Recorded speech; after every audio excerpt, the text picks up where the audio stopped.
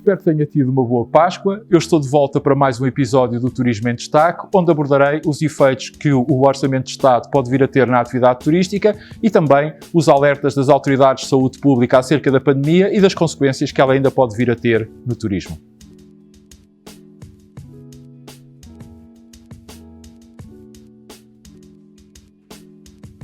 Antes de dizer quais, na minha opinião, serão os efeitos que esta proposta de Orçamento de Estado vai ter na atividade turística, eu gostava de começar por aqui recordar o que disse há um mês e meio, no episódio 68 do Turismo em Destaque. E disse então que era muito importante que esta nova proposta de Orçamento de Estado apresentasse um novo cenário macroeconómico. E porquê? Exatamente por causa da evolução muito grande que a inflação tem tido, quase galopante, mas também por causa da situação da guerra na Europa devido à invasão da Ucrânia pela Rússia. E, de facto, aquilo que constatamos nesta proposta que o Governo agora entregou na Assembleia da República é que, de facto, isso foi feito, o que é algo de positivo e que deve ser sublinhado. Mas também tive a oportunidade de dizer na altura que este orçamento iria coincidir com o início de uma nova legislatura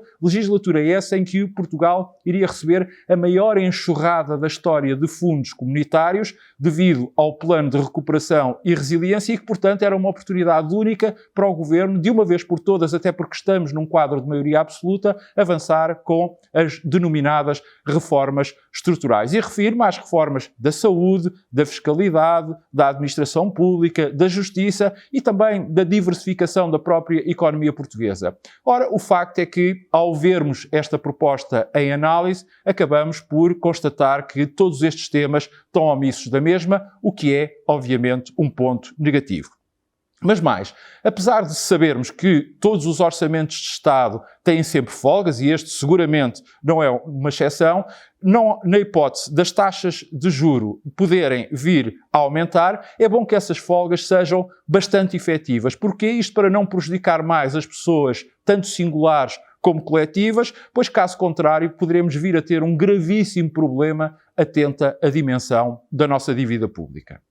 Ora, dito isto, vejamos então quais são os efeitos mais diretos deste Orçamento de Estado na atividade económica do turismo. E desde logo, quanto a mim, há dois problemas maiores. O primeiro é que este orçamento tem pouca, mesmo muito pouca economia, praticamente não ligando tanto às empresas como ao investimento privado, na linha, aliás, daquilo que já tinha sido feito pelo Programa de Recuperação e Resiliência, o PRR, isto depois de 2 anos de pandemia, em que o mundo ficou virado do avesso e em que o turismo praticamente esteve sempre em modo de pausa, agora agravados com a possibilidade de podermos vir a ter à porta uma nova crise económica, muito motivada pelo arrefecimento da economia mundial, da economia europeia e também por uma subida galopante da inflação para valores que já não se viam há 4 décadas. E o segundo problema é que este orçamento finge, eu não consigo arranjar outra palavra para definir algo que me parece tão óbvio, que não existe nenhuma perda de poder de compra por parte dos portugueses, o que se vai inevitavelmente acabar por refletir no consumo turístico, mas também na qualidade de vida de todos e de cada um de nós. E quanto a mim, podiam ter existido medidas para mitigarem esta situação. Nomeadamente, por exemplo, aquilo que nós sabemos é que anualmente, ou nos últimos anos pelo menos, o Governo o Estado, melhor dizendo, tem devolvido aos contribuintes cerca de 3 mil milhões de euros devido aos adiantamentos do IRS. Ora, um valor desta natureza a nível anual que seguramente daria para rever os escalões ainda em maior profundidade do IRS, para também, de alguma forma, mitigar, diminuir as retenções feitas do imposto e também até para diminuir o próprio imposto, de alguma forma compensando o efeito da inflação e deixando as pessoas, no fundo, com mais dinheiro no bolso e até prevendo que os seus empréstimos bancários ficassem mais protegidos, isto no caso das taxas de juros virem a subir. Mas este Orçamento de Estado também é prova de que o Governo está completamente aliado, ou se quisermos, desinteressado daquilo que é o futuro do turismo. E o exemplo maior de tudo isto é a questão do novo aeroporto de Lisboa. tal como tantas e tantas vezes tive oportunidade de sublinhar, de alertar, e muitas delas até de forma isolada, o facto é que a pandemia, mais tarde ou mais cedo, iria acabar por servir de desculpa, iria acabar por ser o pretexto para se adiar a decisão de se avançar com um novo equipamento aeroportuário que pudesse servir o turismo, que pudesse servir a economia e que pudesse servir o país. E cá está. Na página 321, lá vem esse argumento, quanto a mim, capcioso, onde se refere expressamente que deixou de existir, e passo a citar, a pressão que se sentia face a um crescimento galopante da procura, fim de citação, prevendo o Governo que o turismo só irá alcançar os níveis de 2019, isto é, pré-pandemia, em 2024. Ora, mesmo que tal venha a ser verdade, e quanto a mim, eu creio que será, se não tivermos nenhum sobressalto ainda antes, em 2023, isso quer dizer que em 2024 teremos o aeroporto Humberto Delgado novamente com a sua capacidade esgotada. E com números semelhantes aos de 2019. Ou seja, ficamos, então, legitimamente com o direito de questionarmos se os turistas não vão ter como chegar, como é que o turismo português vai conseguir crescer.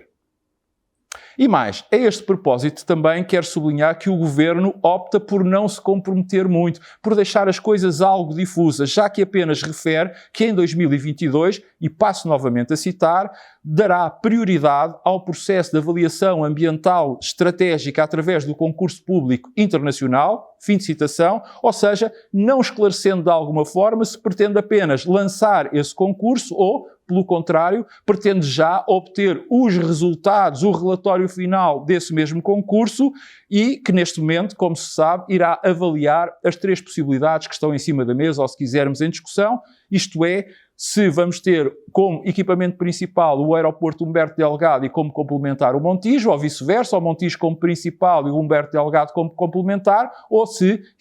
poderá avançar com a construção de um novo aeroporto em Alcochete.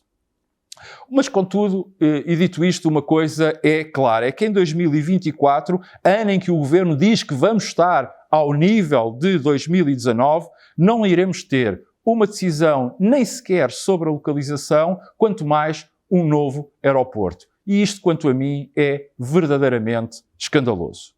Por último, quero também referir que no capítulo dedicado ao turismo, nesta proposta de Orçamento de Estado, não existe nada de novo, ou seja, quanto a mim, de forma incompreensível, mantém-se a aposta na estratégia Turismo 2027, que, como se sabe, foi delineada, aprovada e apresentada no final de 2016 para a década 2017-2027. Até parece que, entretanto, nada de relevante aconteceu no mundo, na Europa, em Portugal e até no turismo. Estratégia é essa que, nos últimos tempos, foi muito, ou acabou por ser muito corporizada no plano Reativar o Turismo, Construir o Futuro, lançado em maio do ano passado, que aqui tive a oportunidade de analisar no episódio 30 do Turismo em Destaque e que aconselho vivamente a que seja revisto e que, basicamente, é, no fundo, um conjunto de medidas avulsas de resposta à pandemia. Não nos podemos esquecer que estávamos em maio de 2021 e que, ao que tudo indica, agora parece que vai servir para muito mais do que isso. Basta vermos o que está contido, quer no programa do Governo, quer nesta proposta de Orçamento de Estado, como também ilustra a frase lapidar aí contida na página 233, e volto novamente a citar, a prioridade para 2022 é assim definida pela consolidação das medidas de curto prazo já iniciadas. Ou seja, sem qualquer novidade, e tal como eu tive a oportunidade de dizer no episódio de semana passada, constata-se que, de facto, para este Governo, o turismo não conta. Mas será este Governo e a sua maioria absoluta que daqui a um mês e meio, no final de maio, aprovarão este Orçamento de Estado, um orçamento sem economia e sem turismo.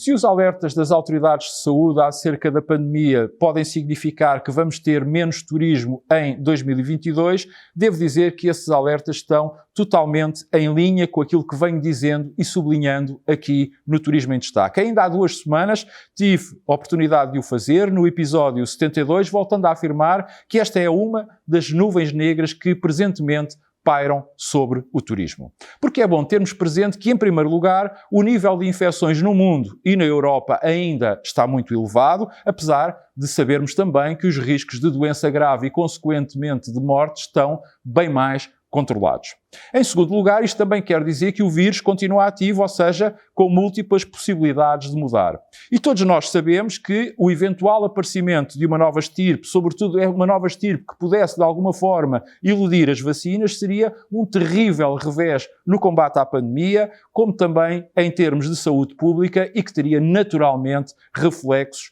muito grandes na atividade turística. Em terceiro lugar, o facto do turismo este ano ser ainda muito continental, ou seja, devido à pandemia, muitas pessoas irão optar por ficar no seu continente de residência, não querendo ir para muito mais longe, o que quer dizer que, por exemplo,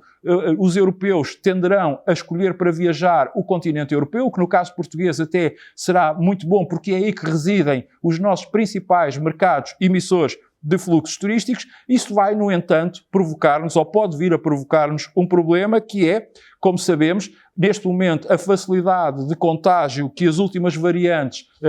têm apresentado pode vir a representar também um perigo acrescido se o número de infecções vier a aumentar e, assim, acabar por, de alguma forma, obrigar os Estados a terem que, ou a virem ter que limitar o poder de deslocação dos cidadãos.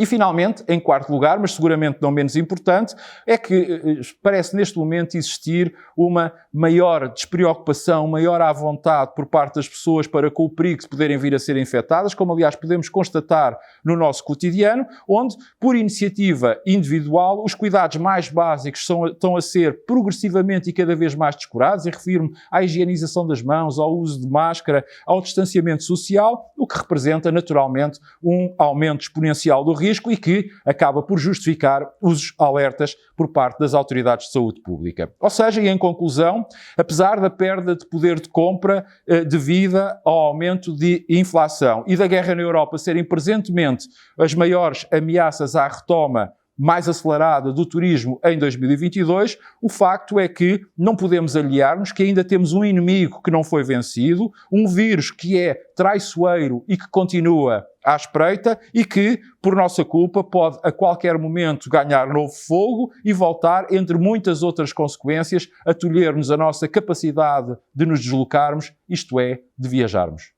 Voltamos a ver-nos para a semana. Até lá, saúde, paz e já sabe que pode acompanhar aquilo que de mais importante se passa no turismo subscrevendo gratuitamente qualquer uma das minhas plataformas.